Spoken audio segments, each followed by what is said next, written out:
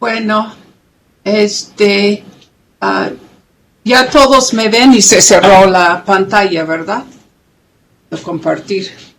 Este, bueno, fue realmente una presentación muy rica en las imágenes y también en los datos etnográficos y cubrió muchos temas que son de interés, yo creo, para muchísimos de los participantes en este seminario. No sé si está con nosotros Aurora. Parece que lograron que pudiera entrar. Déjame checar. Sí, aquí estoy. No sé si no Randy. Perfecto. Aquí te vemos. Sí. Sí. ¿Quieres hacer algunos comentarios antes de abrir a preguntas?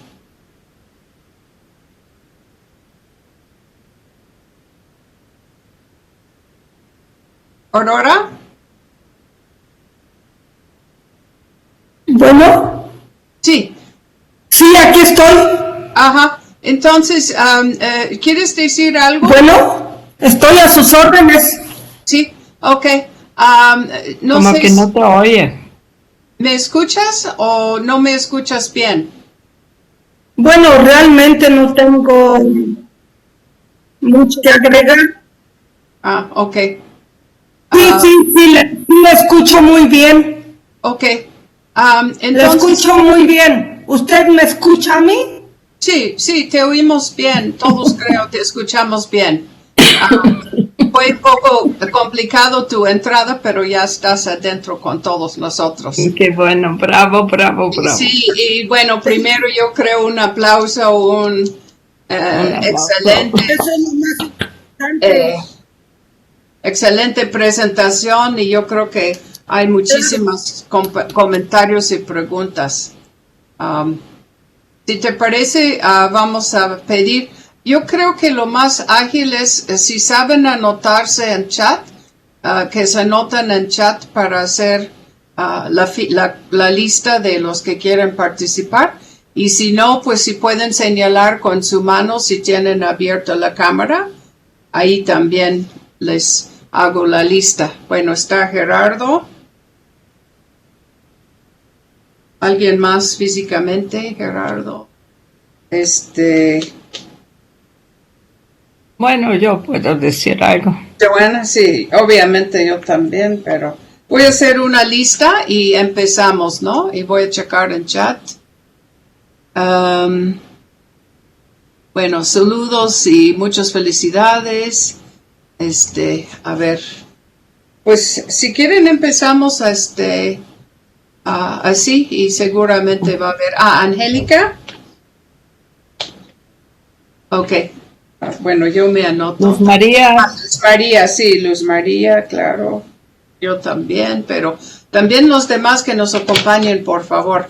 Bueno, empezamos con Gerardo, entonces, y adelante, Gerardo. Hay que abrir micrófono para que te escuchemos. Gracias, buenas tardes a todos. Me complace nuevamente estar con ustedes después de mucho tiempo de ausencia en este interseminario muy interesante.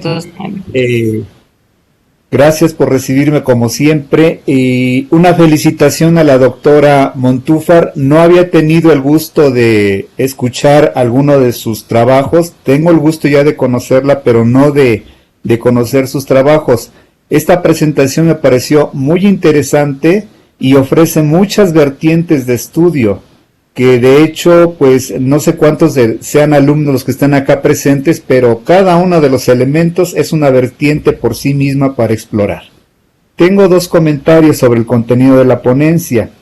Por un lado, me sorprende, de verdad, me sorprende la riqueza cultural de nuestro país, porque a pesar de 500 años a la distancia, mucha de la riqueza del mundo mesoamericano ha logrado mantenerse, si no de manera completa, sí de forma fragmentaria, y es de verdad muy sorprendente cómo algunas prácticas de hoy día que pudimos ver en la presentación nos remiten al pasado, en la época del posclásico. Entonces, por un lado, a mí me parece, creo que esto ya lo sabemos, mientras México siga apostando a su riqueza en el campo agrícola, a mí me parece que ese aspecto es fundamental para mantener presentes todas estas pervivencias culturales.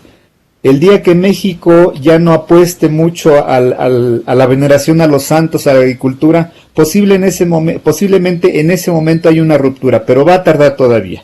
Luego, el otro elemento que me parece que es mucho más relevante y que puede abrir una discusión en el seminario es el siguiente. Lo que aquí nos ha compartido la doctora Montúfar es una serie de investigaciones, producto de muchísimos años de investigación, de documentación, de revisión de trabajo de campo. Pero por un lado, siempre me queda a mí la sospecha de que esto que nosotros elaboramos como trabajo de campo, que recuperamos y lo ofrecemos a los interlocutores, ¿qué tanto los habitantes de la comunidad, a ver si no me equivoco, ellos realmente tienen conciencia de que esas prácticas que están realizando fincan su origen en un tiempo lejano? Porque de pronto parece que estamos como dialogando nosotros como un grupo de especialistas y acordamos y nos concordamos bastante bien. Ah, sí, ya sé a qué se refiere, por ejemplo, la flor de pericón. Ya sé a qué se refiere o qué hay detrás de tal elemento, de tal gesto. Pero ¿qué tanto la población donde hacemos el trabajo de campo realmente tiene conciencia de lo que hay detrás de esas prácticas, de esos gestos y de esos rituales? A mí me queda siempre esa duda. Hasta aquí dejo mi comentario. Muchas gracias y muchas felicidades a nuestra ponente.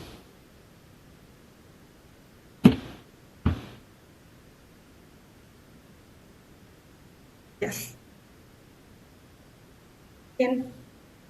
Yo pienso que mucha gente no tiene la conciencia del significado cultural de esa práctica que realizan al ofrendar.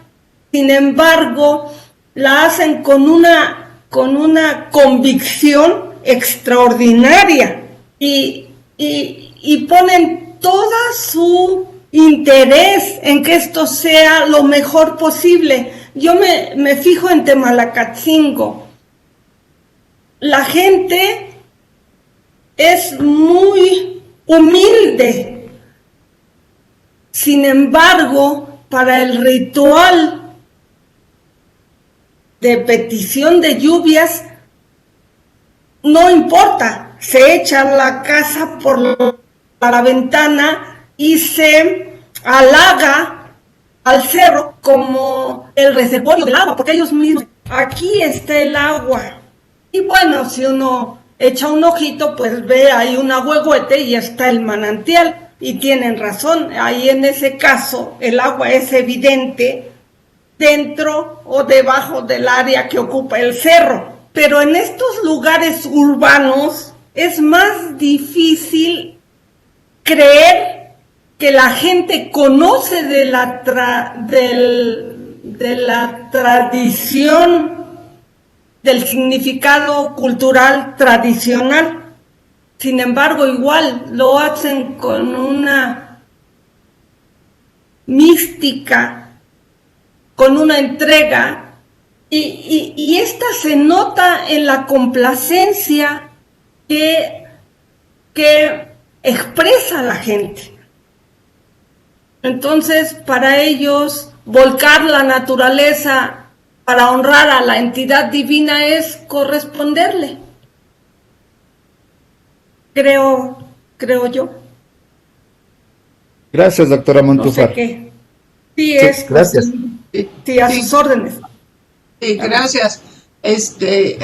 Ahorita teníamos una intervención de Joana, pero me parece que no está presente.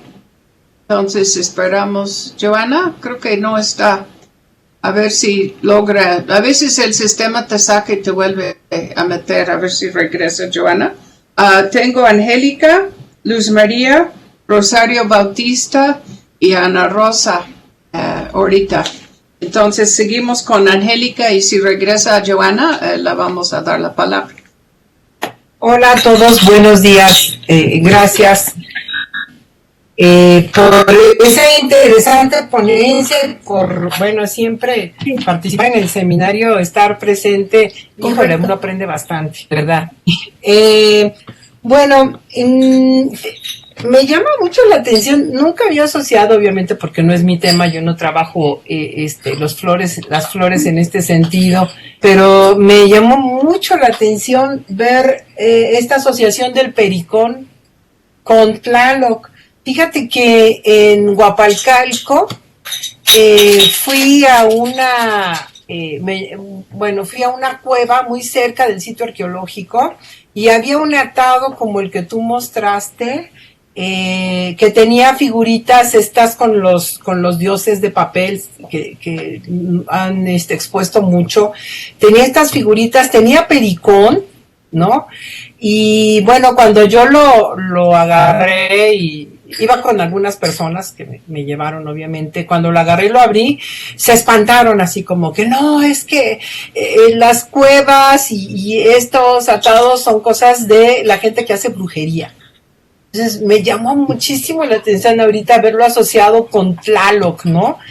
Y bueno, es un... si alguien trabaja el tema, además de la doctora Montúfar, pues es un dato, quién sabe si sirva, ¿no? Pero de verdad que la gente se espantó, hasta me hicieron limpias, que porque podía haberme jalado algún mal espíritu y todo eso, pero como todo este atado estaba relacionado precisamente con esta idea del mal, y el ubicarse en la cueva, en el rincón, igual, y además ceras, o sea, todo un escenario que a mí me pareció bonito, pero bueno, la gente no. Y bueno, te lo paso, a ver si sirve, paso un poco al costo. Y respecto a lo que dice Gerardo, pues me deja pensando si de veras que necesita la gente una conciencia. Yo preguntaría, pues, ¿qué tipo de conciencia, no? O sea, conciencia ya la tienen al momento de realizar sus rituales, pero tal vez si te refieres a otro tipo de conciencia en el que les platiques de qué se trata, bueno, primero tienen la visión de uno, y segundo, luego ellos cambian sus narrativas, ¿no? Y en sus narrativas empiezan a incorporar lo que el antropólogo les dijo. Entonces no sé qué tan benéfico sea, y digo, pues no lo sé, o sea, yo trato de mantenerme un poco al margen de comentarles. Aún así me emociona y encontré un petrograbado en una piedra X, me quedo calladita porque si no la gente lo usa a su beneficio y lo mete. Es interesante, ¿no? Pero también no sé qué tanto es alterar la información, porque la gente lo mete a su dinámica narrativa y lo mete hasta el escenario que la historia oral lo habían traído, lo meten también en el escenario. O sea, es bien interesante lo que se da, pero no sé qué tan benéfico sea, ¿no? O sea, de verdad, una conciencia, ¿para qué? No lo sé. Yo creo que no tengan esa conciencia de ese lado, porque la conciencia cultural ya la tienen, ¿no? En ese sentido. Gracias. Bueno, Aurora, no sé si quieres comentar al responder la Angélica.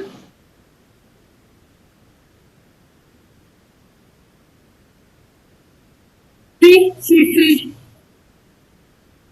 Bueno, me llama la atención el hecho de que haya encontrado una figura de papel alusiva a los dioses y su ofrenda de pericón entre velas y copal, que es lo más común. Y se me hace, bueno, empezando porque el pericón van a ofrendarlo cuando está fresco, y entonces estamos en la época del temporal. No va a ser nunca de otro tipo. Sin embargo, el pericón puede permanecer seco mucho tiempo con su cualidad aromática.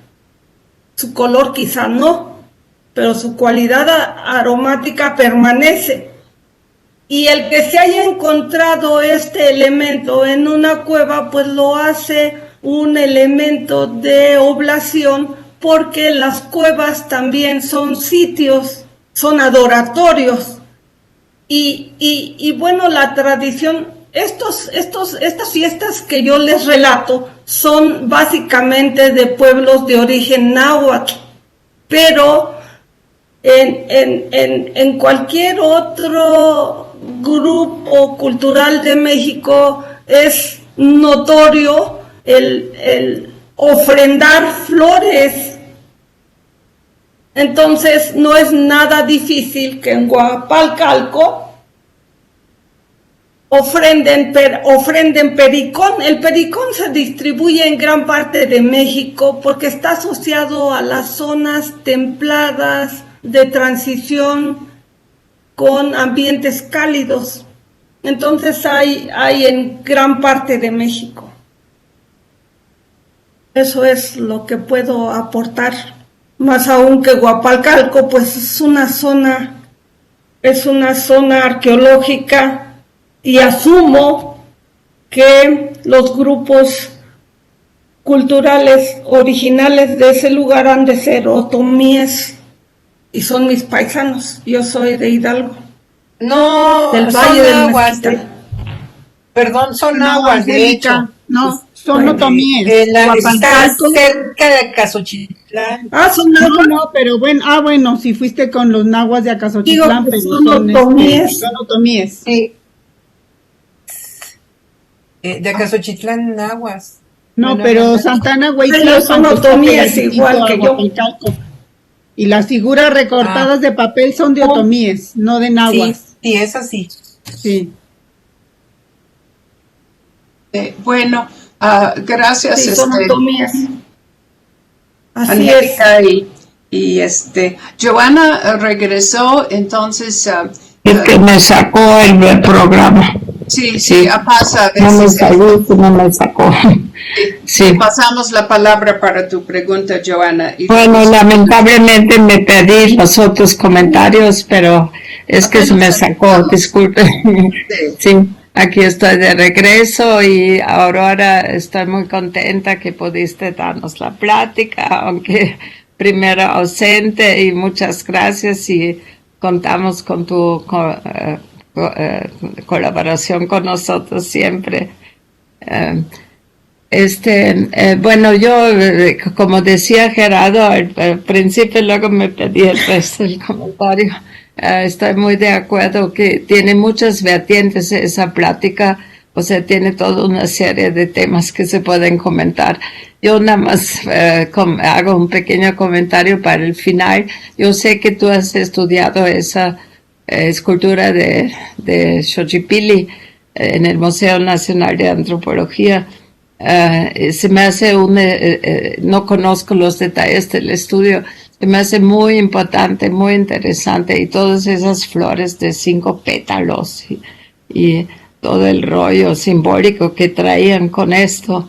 Entonces, esto me llama mucho la atención. No sé si nos puedes comentar un poco más sobre estas representaciones de flores que están en esta famosa escultura de Xochipilli. ¿Y me oyes? ¿Aurora? No Sí, está. cómo no. Sí, oye, tiene un Sí, poquito de sí, retraso. primero sí, desde luego, no sé si ya me escuchan ustedes. Sí. Sí. Bueno, yo quiero agradecer la invitación a este seminario, me siento muy halagada y qué bueno que he tenido esa oportunidad para mostrarles algunas de las inquietudes que he tenido para observar esas cosas en mi tiempo de recreo. Y bueno, muchas gracias. Ahora, con relación a Xochipilli, bueno, sí, la arqueóloga Bertina Olmedo y la arquitecta Pilar, se me escapa el nombre, ellos me invitaron a participar para entender un poco sobre la flora que podría estar representando el monolito del dios de las flores. Y entonces, bueno, pues después de analizar el número de pétalos, cómo se comportan, pues encontramos que es muy difícil caracterizar de manera precisa esos elementos. Y más aún que se tiene la idea de que la mayoría de estas expresiones son de plantas psicotrópicas. Entonces, ese ya es un antecedente que de alguna manera nos daba, pero dentro de las plantas psicotrópicas, pues también pueden haber otras. Lo que no podíamos un poco aceptar es que los hongos, esa estructura que parece con muchos pétalos y que podría ser, cada pétalo sería un corte longitudinal de un hongo como sombrerito, y serían por lo menos 12 hongos. Pues no nos convenció en el sentido de la mariposa que se posa en él. No. Bueno, una mariposa muy estilizada porque creo que tiene garras. En fin, el hecho es que revisando las estructuras líticas que tienen esas flores, como ya les comenté, hay el mismo Xochipilli tiene dos, una de 6 pétalos de frente y otra de 3 pétalos de frente. Pero existe otra piedra en Xochimilco que tiene 4 de frente y 4 atrás. Además, cada pétalo puede también asociarse con el símbolo de flor en los códices. Entonces, al tratar de entender cuántos pétalos podrían ser en el caso de que sea flor, y que debe de ser flor porque las mariposas no se posan en los hongos, no tienen función alguna. Entonces sugerí que podría ser de una compuesta. Más adelante leía a Doris Hayden y ella analiza la de 4 pétalos y sugiere que sea una dalia. Pongamos que puede ser una asterácea y no le ponemos nombre. Y tenemos dalias, y tenemos girasoles, y tenemos mirasoles, y una serie de plantas asteráceas muy parecidas.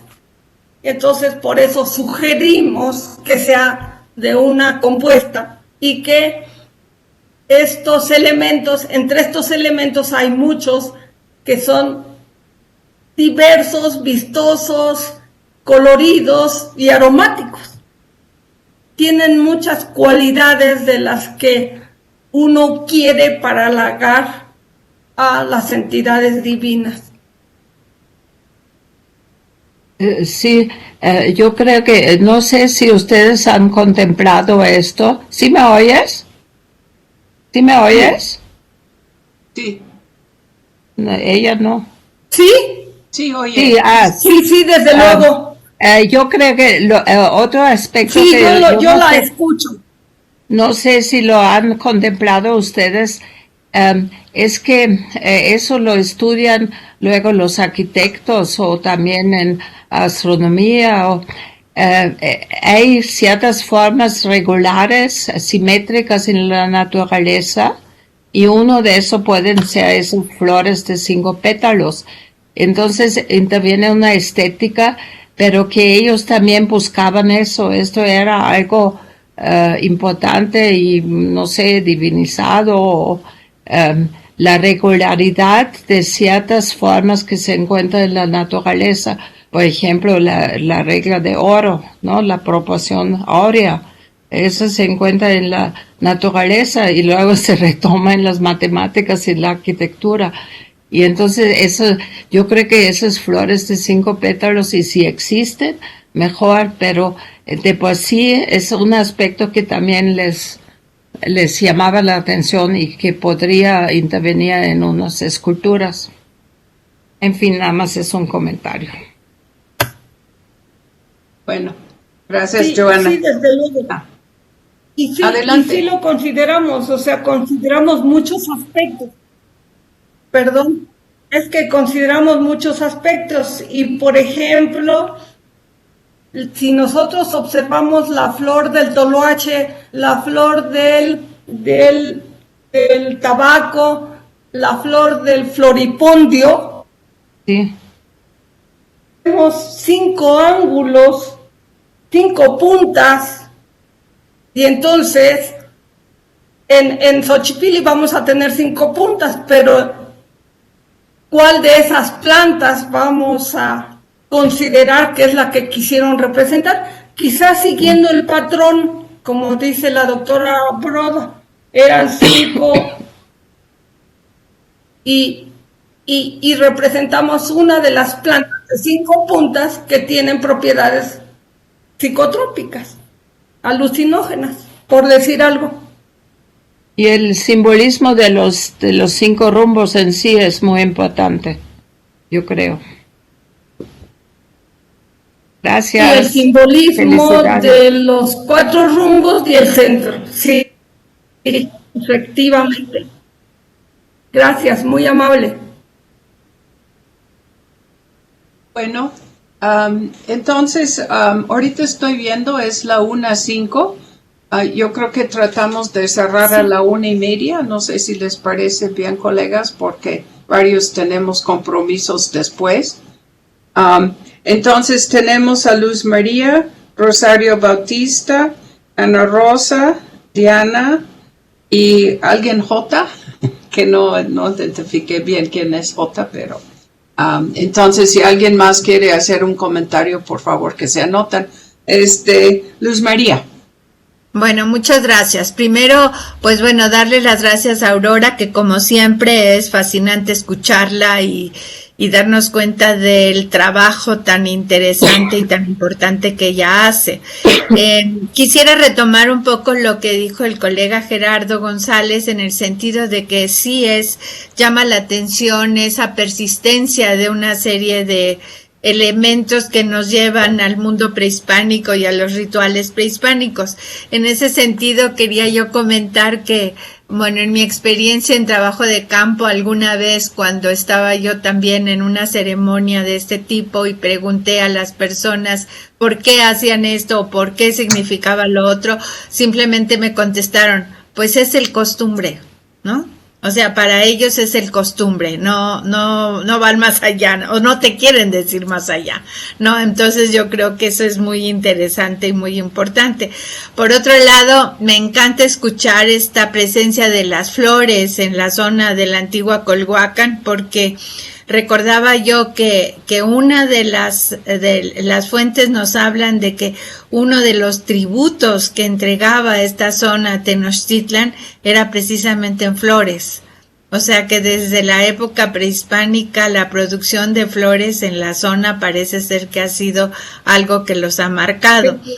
Y en cuanto a San Miguel Tlaixpan, yo tuve la oportunidad de estar una vez en la fiesta y realmente estas fotos que pasaste es impresionante cómo desde el techo hasta el piso todas las paredes están cubiertas de flores de colores.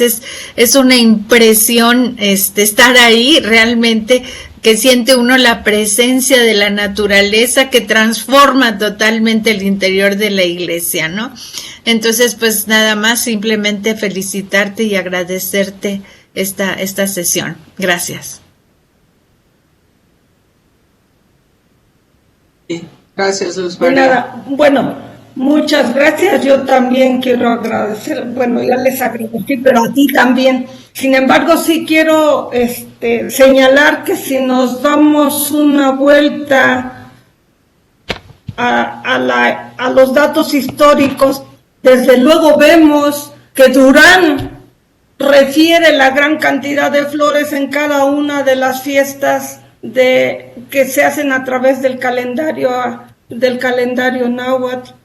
Y también lo mismo sucede si consultamos a Alvarado Tezosomoc y no se diga a Sahagún, como que las flores siempre han sido un elemento sujeto de ofrenda para muchas cosas, no solo para honrar a los dioses, sino también como premios para muchas de las acciones sobresalientes de la gente y que eran entregadas por los reyes.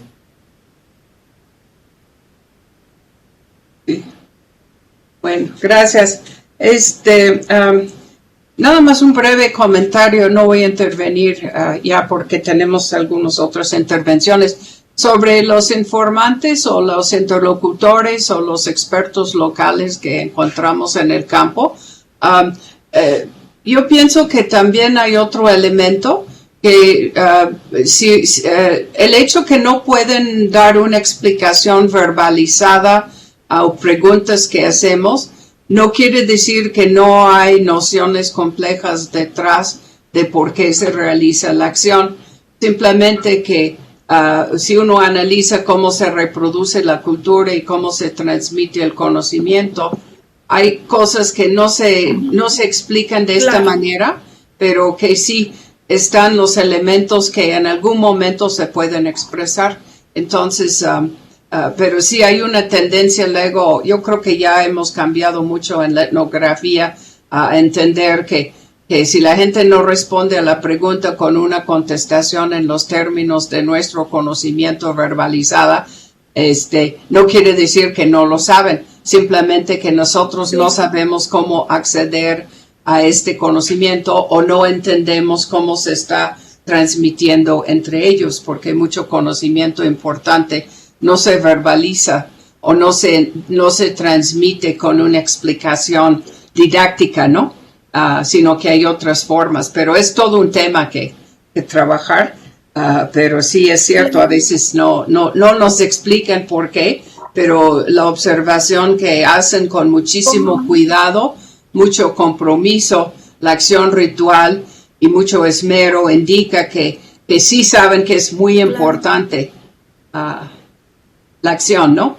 Pero bueno, pasamos la palabra ahora a Rosario Bautista, Ana Rosa. Estoy de acuerdo con usted. Perdón. Sí. Adelante, perdón. ¿Aurora? No, ya nada más le iba a decir que tiene usted razón. No se verbaliza, pero las actitudes, la cohesión social que se da empezando, porque toda la gente se cita y empieza a trabajar con mucho entusiasmo y velan toda la noche, conviven toda esa noche en el caso de Temalacatzingo, y también sucede en Acatlán, porque a mí me tocó visitar algunos de los sitios donde preparaban la comida y la ofrenda y se nota el gusto que le ponen a sus actividades y además el compartir. O sea, comparten todo, luego lo ponen a la disposición de uno y no es más que la satisfacción que tienen de su quehacer, de lo que van a expresar el día de mañana.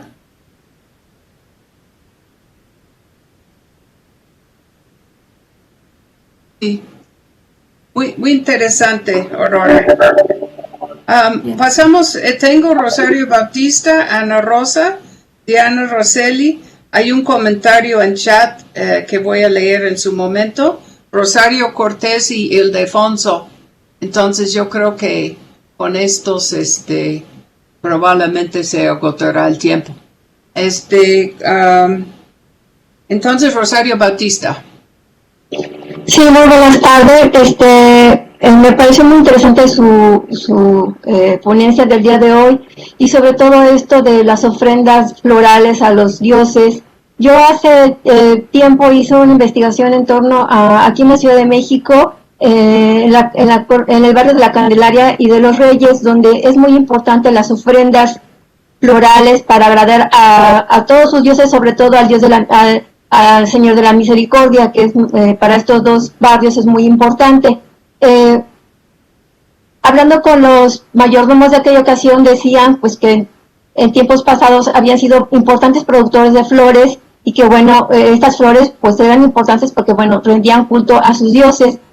Hace mucho tiempo que estos dos barrios dejaron de sembrar, ya no producen flores y ahora tienen que comprar grandes dimensiones de diferentes tipos de flores para seguir rindiendo culto a sus dioses. Mi pregunta es en este sentido, en Puebla, en el Estado de México y Guerrero, que son las comunidades que usted acaba de plantear, ¿qué tan vigente sigue siendo la producción de flores al interior de estos pueblos? O si tienen que traer flores, esta diversidad de flores de otras partes y cómo se hace y sobre todo, bueno, si en estos poblados habla usted de referencia al cempasúchil como una flor muy importante para estas ofrendas, si el cempasúchil lo siembran ellos para esta vida ritual o también lo tienen que adquirir fuera, y bueno, hay muchas otras flores que bueno están en el entorno y que tanto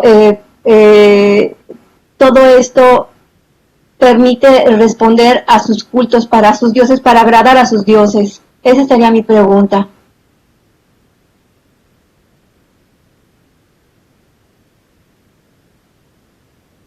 Bien, mire, con relación a las flores y a su producción, aquí en el Estado de México, en San Miguel Tlaxpan, muchos viveros, en Tequesquinagua también, entonces son áreas productoras de flores y tienen una gran diversidad de ellas.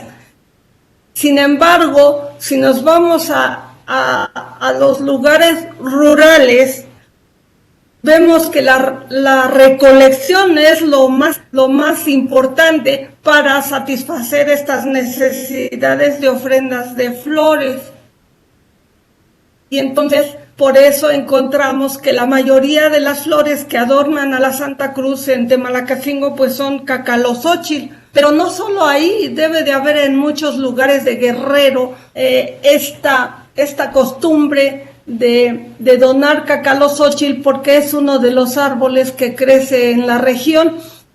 Y si nosotros vamos en esa época de finales de abril, principios de mayo, a los grandes mercados de Chilpancingo o de Chautla, entonces vemos que hay mucha vendimia de flores de cacalozóchil y desde luego también de cempasúchil, porque hay varios viveros ahí que se ven desde el camino y producen cempasúchil, pero en el mercado es muy, muy sintomático la época de floración de cacalozóchil, porque encuentra uno muchos puestos de ella, por decir algo. Y así, bueno, de otras plantas que se recolectan, por ejemplo, de la cucharilla, pues sí, venden mucha también.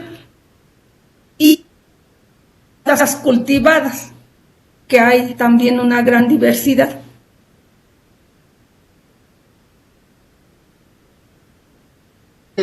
Gracias, Aurora, y gracias, Rosario. Vamos a continuar con la pregunta de Ana Rosa. Sí, muchas gracias. Bueno, primero que nada agradecer igual la presentación, me pareció muy interesante y también para mi tema en particular, ¿no? Yo estudio lo que es la fiesta patronal en el municipio de Santiago de Anaya y en esta fiesta patronal también se hacen unos arreglos florales de flor de cempasúchil, ¿no? Que también se le ofrendan al santo. Entonces con los ejemplos que vi de comparaciones, encontrar cierta similitud, ¿no? Y también acá en esta feria se hacen arcos monumentales de cucharilla, ¿no? Para la entrada del atrio de la iglesia misma, ¿no? Y me llama la atención también, ¿no? Cómo se usa en estos casos la cucharilla, que acá ya no se usa, ya se prohibió su uso y ahora hacen arreglos de otro tipo, ¿no?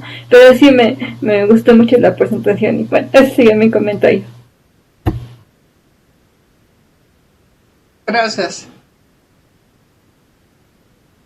Qué bueno, me da gusto, pero sí me da mucho gusto que se percate uno de que la expresión con flores para halagar a los dioses es común en Mesoamérica. Yo recuerdo cuando vivía en Izmiquilpan y era pequeña, había una fiesta del 7 de septiembre que era de peregrinación al Señor de Jalpan. Y había muchos arcos hechos con esa cucharilla, arcos floridos, y la gente adornaba su casa, de tal manera que la calle quedaba totalmente llena de plantas que recolectaban de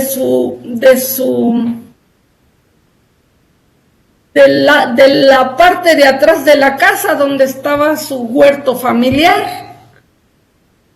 Y entonces pues era la expresión de la naturaleza dedicada al santo.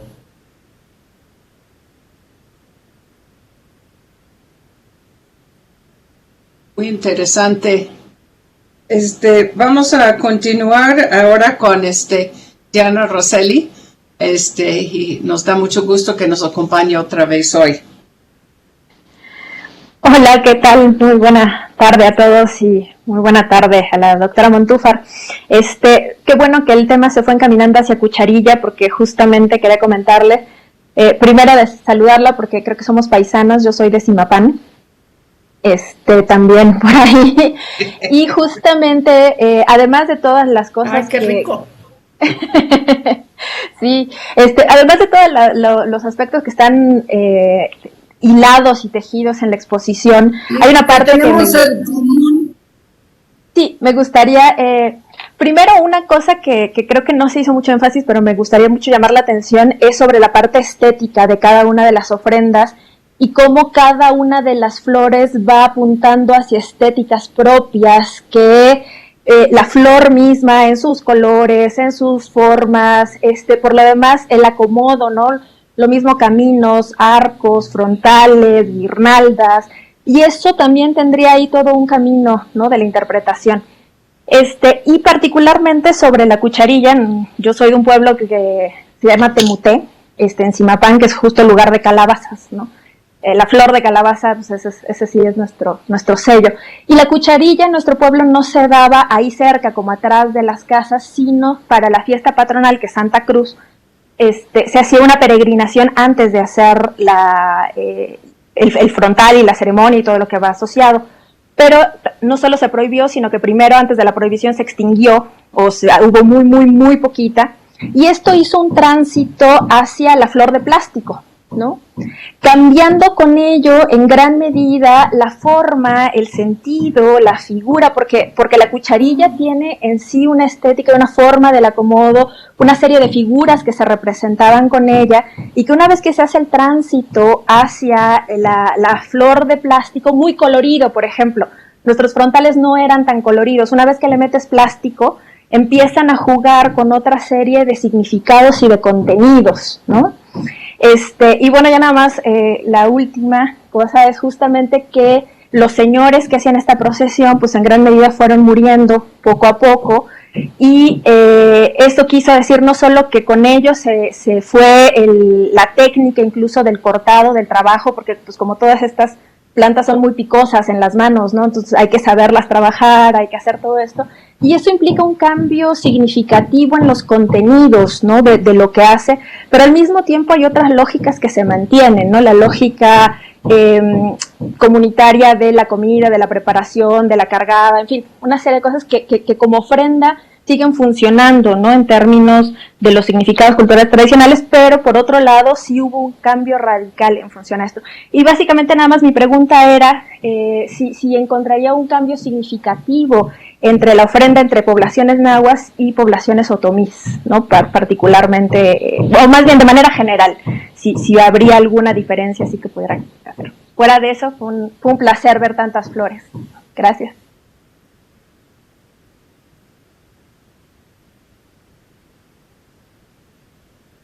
Gracias.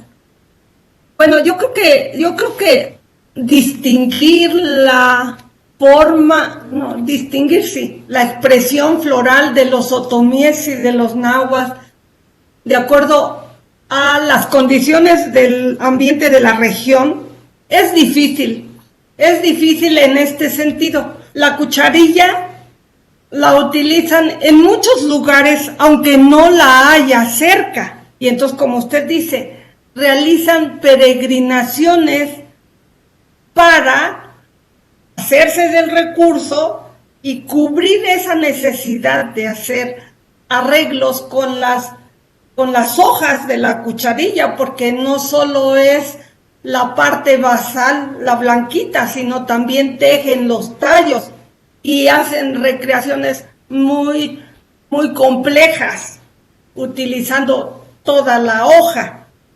Y bueno, eso me recuerda también, por ejemplo, en la región de Puebla, Tlaxcala, por el cofre del Perote más bien, donde también había una compañera que trabajó una ceremonia en Jico y nos platicaba de las peregrinaciones que hacían a esos lugares donde hay muchas poblaciones de sotol o sotolino o esa cucharilla, para hacer los grandes arcos de la fiesta. Pues eso mismo sucedía en Izmiquilpan, y en Izmiquilpan, igual que en Zimapán, no tenemos las plantas o las palmas de cucharilla a la vuelta, había que irlas a recolectar. Entonces siempre hacemos acopio de los recursos, aunque no los tengamos. En el caso del pericón, por ejemplo, yo veía en Jolalpan las milpas con sus arreglos de pericón, y me decía el señor, tenemos que ir a comprar las flores de pericón allá a Tetela del Volcán, o qué sé yo, a Yautepec. Yo he visto el pericón creciendo en algunas de estas localidades, pero quizá la cantidad de material que necesitan no es suficiente y requieren de comprarlo. El hecho es que tienen una tradición de adornar con determinadas plantas, independientemente de que sean otomíes o nahuas o qué sé yo.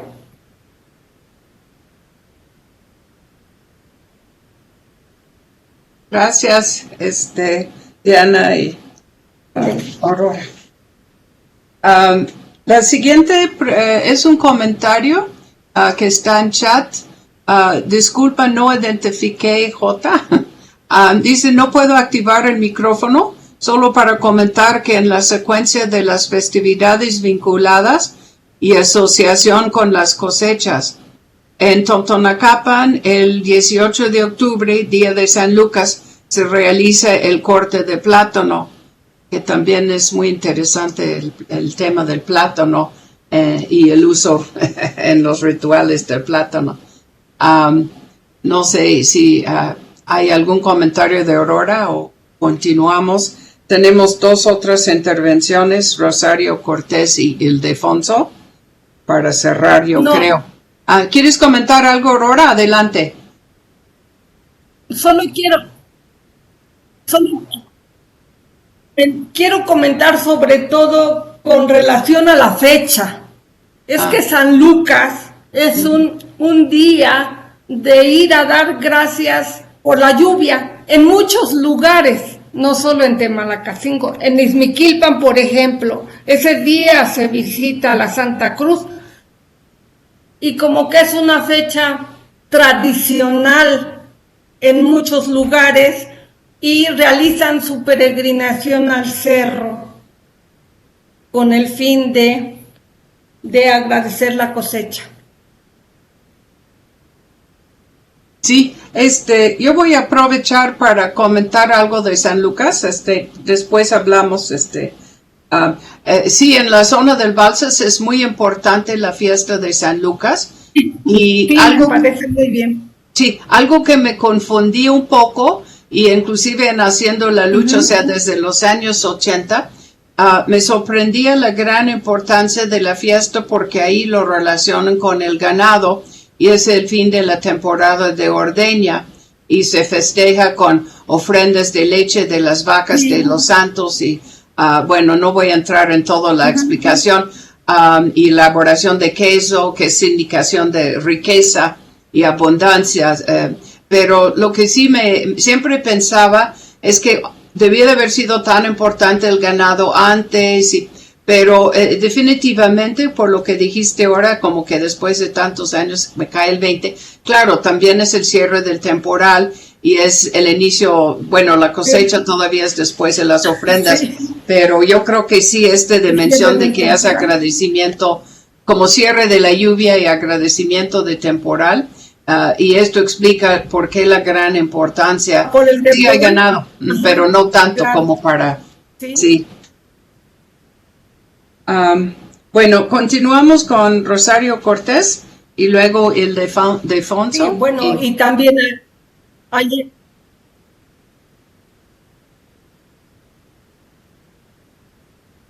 Claro.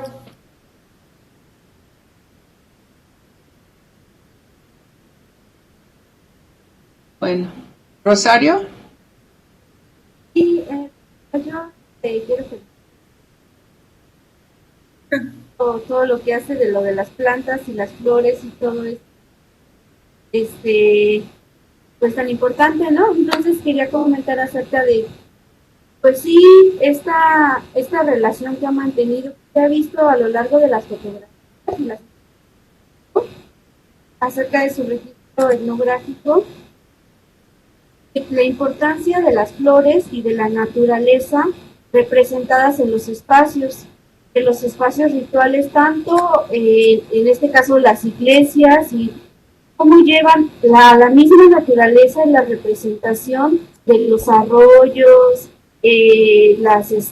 toda esta parte estética que se representa ahí, pero también la parte estética y la parte de la representación dentro de los mismos espacios de los paisajes rituales, en donde esta naturaleza muestra esta relación que han tenido con las deidades o dioses, como se quiera llamar en diferentes lugares. Pero eso es lo que me llamó mucho la atención dentro de todos estos arreglos florales que tienen distintas funciones, ¿no? Y esta parte también como ofrenda y toda esta relación que han mantenido con el hombre, pero me llamó mucho también otra cosa que quisiera comentar, y es la parte del color de las flores, que es como muy representativa. Identifiqué el color amarillo en el pericón, el cempasúchil. O sea, ¿qué significado tiene este color por un lado, o qué simbología tiene, ¿no?, para los pueblos nahuas o esta tradición mesoamericana? Y otro elemento que es el aroma. El aroma porque cuando yo he asistido a algunas celebraciones que ha habido de diversas festividades o diversos santos o de la cruz, el aroma permite generar un ambiente o está relacionado a las emociones o a los sentimientos que producen y tienen un efecto ritual dentro de las mismas comunidades, ¿no? Entonces, quería preguntarle sobre eso, usted que es tan experta en este tema de las flores y las plantas, y pues felicitarla nuevamente y a todos muchas gracias.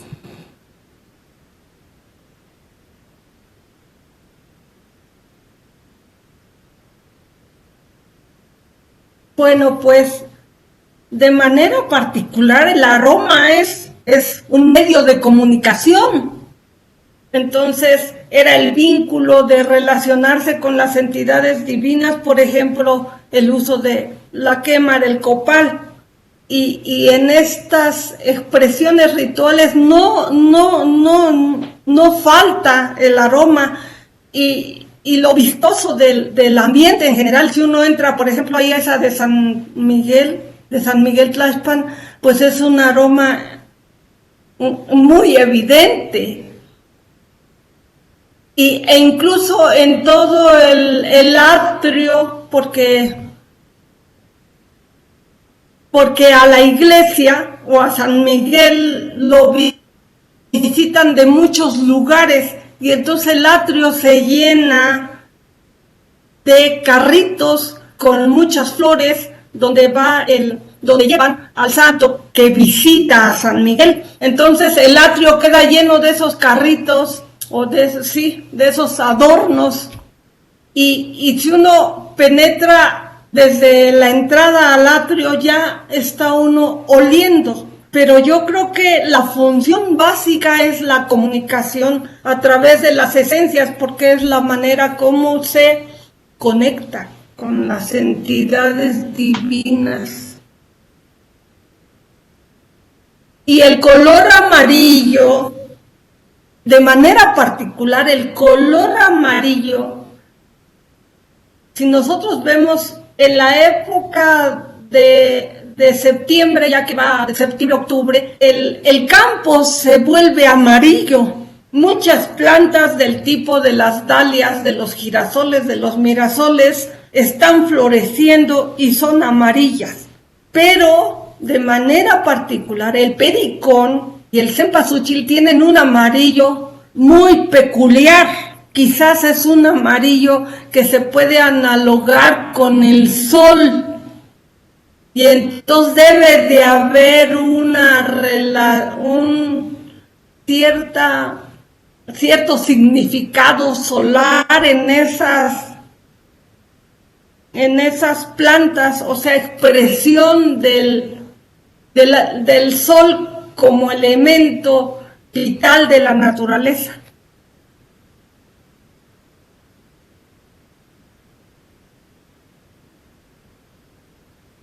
Sí, muy interesante. Antes de pasar a Ildefonso, no resisto a hacer el comentario rápido que el olor y es muy importante también, obviamente, en la zona del Balsas. Y cuando yo estaba trabajando este tema, leí unas cosas de un investigador, es Howe, un canadiense que escribía de otras regiones del mundo, pero sí el comentario que el olor y el sonido son los dos como percepciones sensoriales que no se transmiten a través de un tacto físico, y que esto es la forma de comunicación y de compartir preferido con entes que no tienen corporalidad, como por ejemplo los difuntos o los aires o otros entes. Y de hecho en la zona del Balsas la gente dice que los difuntos y los santos, porque los santos también consumen los olores y también los sonidos, y entonces es como una parte central de la eficacia del ritual, aunque sigue la comida ahí, pero ya comieron porque consumieron los olores y sabores, y lo mismo de la música y los cohetes, ¿no? Que es lo que ellos pueden escuchar y llevar. Aunque no, porque no es corporal, pero tampoco son entes corporales. Pasamos la palabra a Ildefonso.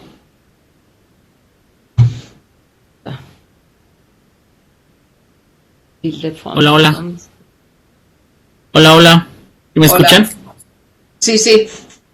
Ok, bueno, pues tengo algunas preguntas y un par de comentarios para hacer un poco más rica todo este trabajo que nos ha expuesto. Justamente estaba pensando, iba un poco mi pregunta a lo que decía la doctora Catherine Good, si usted había o conoce algunos estudios que hayan explorado un poco más sobre esta dimensión de los sentidos relacionado con justamente, ¿no? con el olor, o podría ser inclusive con una estructura o algo estético, ¿no? Porque es interesante ver cómo algunas ofrendas son montadas en estas como enramadas para que se puedan entregar. En el caso de Acatlán usted lo documenta muy bien.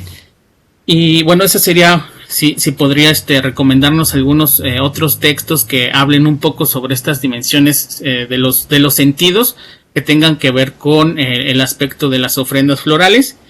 También recordaba una exposición que hubo sobre Xochipilli exactamente en el Museo de Antropología hace un año, muy bonita por cierto, porque intentaron hacer como desmontar todo esto iconográficamente que usted nos mostraba para ver qué tipo de flores, inclusive había como una sección para que pudieran oler, ¿no? Oler estas flores que estaban representadas, y bueno, pues me recordó mucho a esto. Cuando escuché un poco que hablaba de que muchas de las veces las cruces, sobre todo en las peticiones de lluvias, son vestidas con estas cadenas de flores de cempasúchil, pensaba si tiene también un sentido como de funcional simbólico cuando también se hace en algunas manifestaciones como las danzas, pensando también en Guerrero, cuando están estos danzantes de los tlacololeros, muchas veces se ponen en sus sombreros estas flores de cempasúchil, y cuando son los cargos políticos, los cambios, también se les pone estas flores, ¿no? Entonces, si tiene algún, o usted haya encontrado algún símbolo más que no nos haya mencionado con esta parte o el acto de poner las cadenas a las personas y como de qué los podría como dotar, ¿no? Para lo del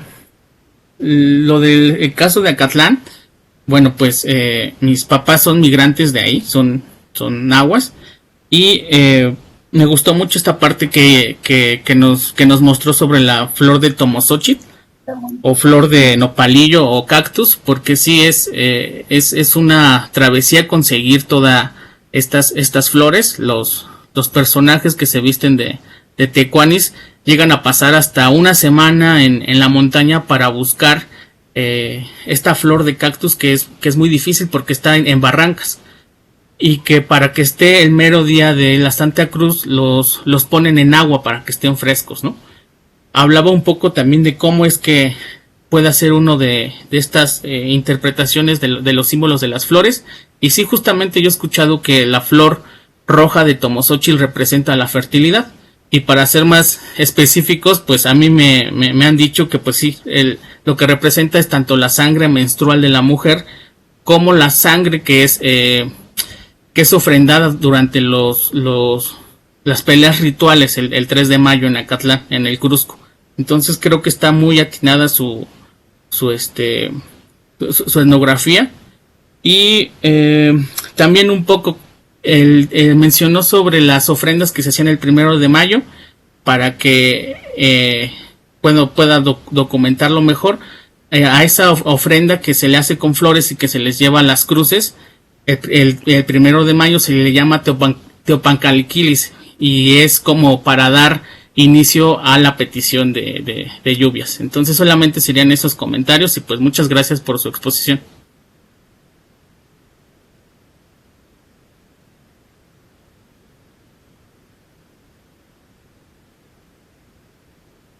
Muchas gracias a usted, porque de alguna manera ahonda la interpretación en el sentido de que yo fui de visita repentina. Una compañera me dijo, va a haber ese ritual, vamos, y fuimos sin tener planeado nada, pero habíamos leído a Olvera, creo es la autora, y ella describe de manera profusa el ceremonial, pero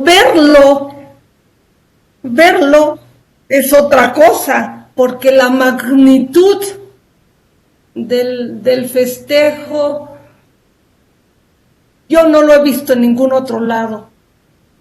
Y de manera particular la ofrenda del tomosóchil, esa debe de ser muy característica de ese ritual. Y los tomosóchiles, bueno, son una cactácea, usted lo ha dicho, y son epífitas, creo que son del género Epiphyllum, y ellos florecen solo, bueno, esa es su temporada de floración, pero solo duran un día, entonces si la colectaron en la mañana, pues la tienen que tener en agua, o que la colectaron ayer la tienen que tener en agua, porque si no se va a morir.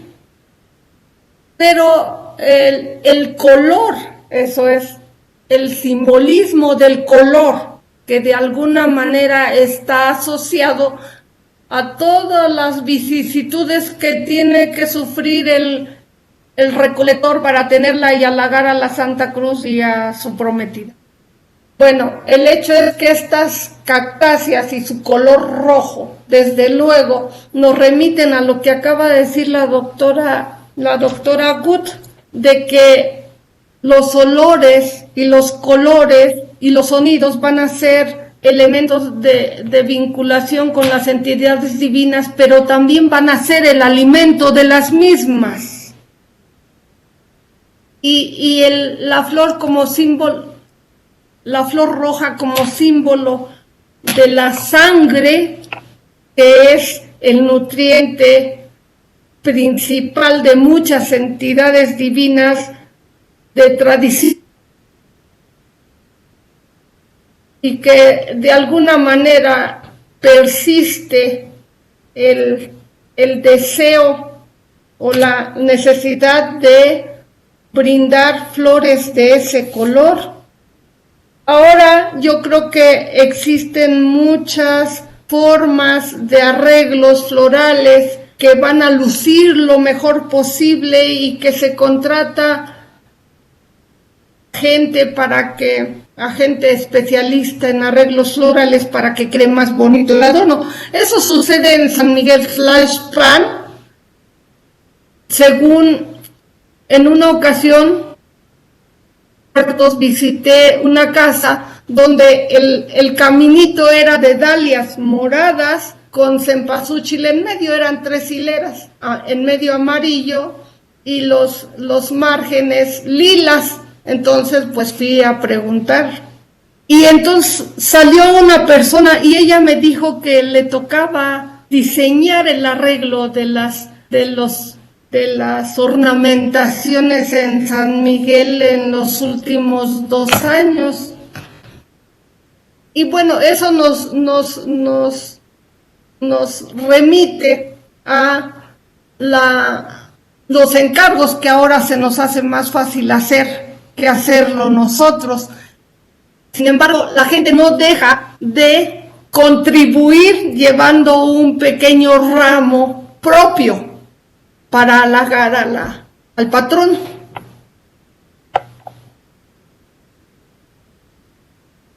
Muy bien, bravo.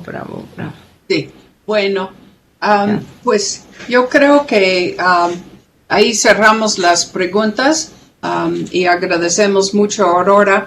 No sé si Luz María o Joana o Lourdes quieren hacer algún comentario de cierre.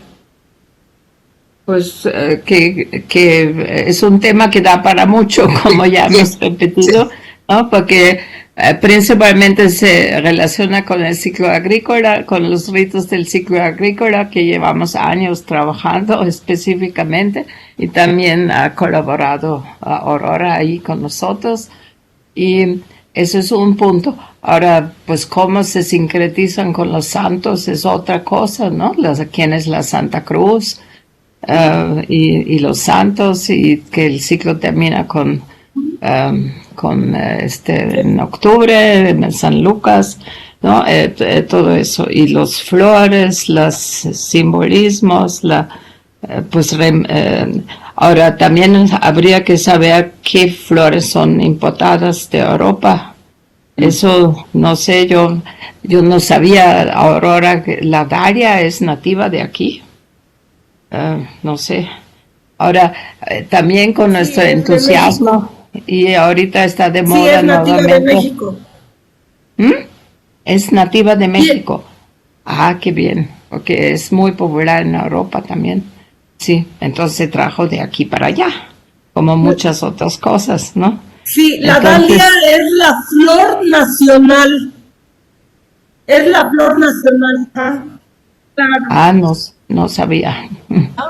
Sí, pero también se usa mucho en Europa, ¿no? Digo, como muchas. O sea, todo ese tema de los arbolaria y todo eso de lo que se llevó de América a España, a Europa, y lo que se trajo de allá para acá, pues es un tema muy interesante también, que Montserrat Quispeat, la bióloga, tu amiga, ha trabajado eso, ¿no? Y Antonio Garrido de Córdoba.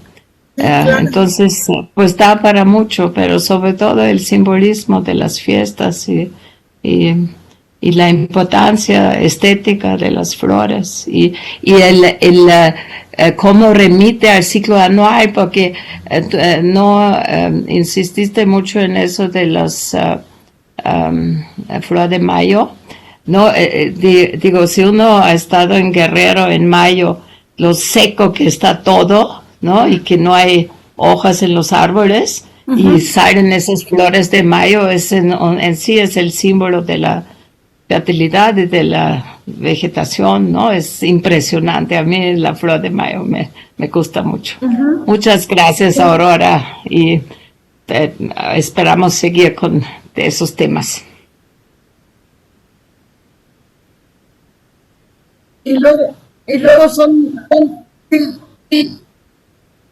Sí, desde luego, pero sí me gustaría decir que el cacalozóchil es lo mismo que la flor de mayo. Es una plumeria y además de sus vistosos colores, pues es aromática y eso la hace más atractiva. Pero ese contraste con lo seco de los árboles, ¿no? Y el ambiente y la flor es impresionante.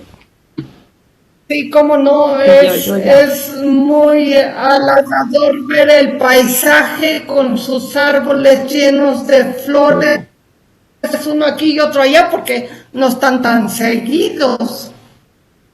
Y hay que luchar por encontrarlos. Sí. Luz María, ¿quieres sí, bueno, sí, nada más, bueno, agradecer nuevamente a Aurora y a todos su presencia y en relación a la representación de las flores, tanto en la arqueología como en los códices, yo creo que había que pensar, y eso me lleva a pensar en un tema a trabajar, sería ver cómo es que se representan esas flores, si hay una convención para las flores de uso ritual y para otras flores. O sea, según sabemos, se dice que no es una representación realista de las flores, sino que son ciertos elementos de una flor los que la caracterizan. Entonces, o sea, como que me mueve a pensar en la posibilidad de hacer un registro de las representaciones de las flores y ver cuáles son sus características que los tlacuilos trataron de marcar y ver esta diferenciación entre tal vez las que se usan para el ritual y las que son simplemente ornamentales o que tienen otro papel, ¿no? Así que muchas gracias, Aurora, muchas gracias. Sí, ya. Les agradezco mucho la invitación y bueno, la oportunidad de expresar estas cosas. ¿Sí? Bueno. Yo creo que continuaremos con esto. Muchas gracias, Aurora. Los que quieran un pequeño aplauso. Y hasta luego, que estén muy bien. Buenas tardes. Buenas tardes. Gracias. Gracias. Adiós a todos. Gracias, hasta luego. Estamos Hasta luego. Hasta luego. Gracias. En contacto para la siguiente. Lo cierra, ¿verdad? Tú lo cierras. Sí, yo puedo ir. Cada quien tiene que salir por su cuenta. Hasta luego. ¿Sí? Porque en el Zoom lo cierra el anfitrión. Hasta luego. Adiós. Hasta luego, muchas gracias. Gracias, doctora. Adiós. Adiós. Adiós.